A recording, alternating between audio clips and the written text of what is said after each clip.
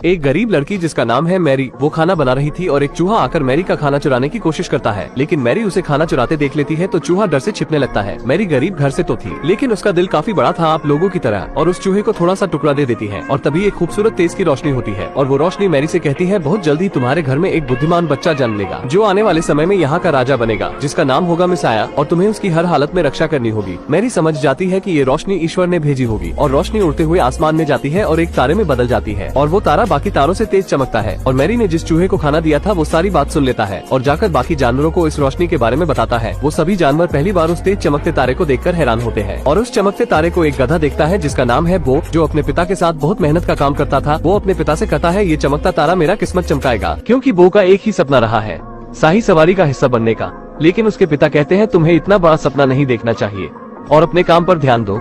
और तभी एक पक्षी आता है जिसका नाम है देव। वो अपने गधे दोस्त बो को बताता है कि आज शाही सवारी निकलेगी।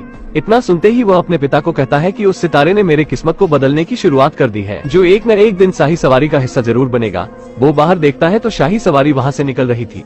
वो बहुत तरकीबें भी निकालता है रस्सी से आजाद होने की। वो रस्सी से तो आजाद हो जाता है, लेकिन उस चक्की का हाल बहुत ही बुरा कर देता है। और तभी उस चक्की का मालिक आ जाता है। वो चक्की का ऐसा हाल देखकर गुस्से में बो को मजबूती से बांध देता है। वो कहता है, एक न एक दिन मैं यहाँ से आजाद होकर अपने सपने जरूर पूरा करूंगा।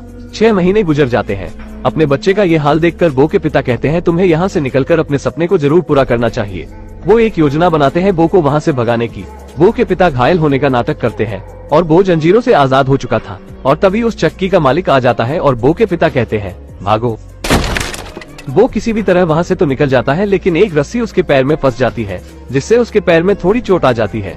वो उसी हाल में आगे बढ़ता है और उसे मेरी दिखाई देती है, जो हमने फिल्म की शुरुआत में देखा था। वो अपने पति जोसेफ के साथ रहती थी। वो मेरी के घर में आकर टेबल के नीचे छिपा रहता है। मेरी टेबल के नीचे देखती है तो उसे वो दिखाई देता है। वो देखती है कि गधे के पैर में चोट लगी है और अपने रुपट्टे और एक लकड़ी की मदद से उसके पैर में बांध देती है। मेरी का ये अच्छा व्यवहार देखकर गधा सुरक्षित महसूस करता है, लेकिन जोसेफ गधे को घर में देखता है तो धक्का देकर निकालने की कोशिश करता है। मेरी उससे कहती है कि हम दोनों के अलावा इस घर में कोई नहीं, क्यों ना हम इसे रख ले। जोसेफ मेरी की बात मान लेता है और रात में मेरी जोसेफ को उस सितारे की पूरी बात बता देती है। जोसेफ थोड़ा घबरा जाता है और सोचने समझने के बाद वो भी आने वाली परिस्थितियों का सामना करने के लिए तैयार हो जाता है।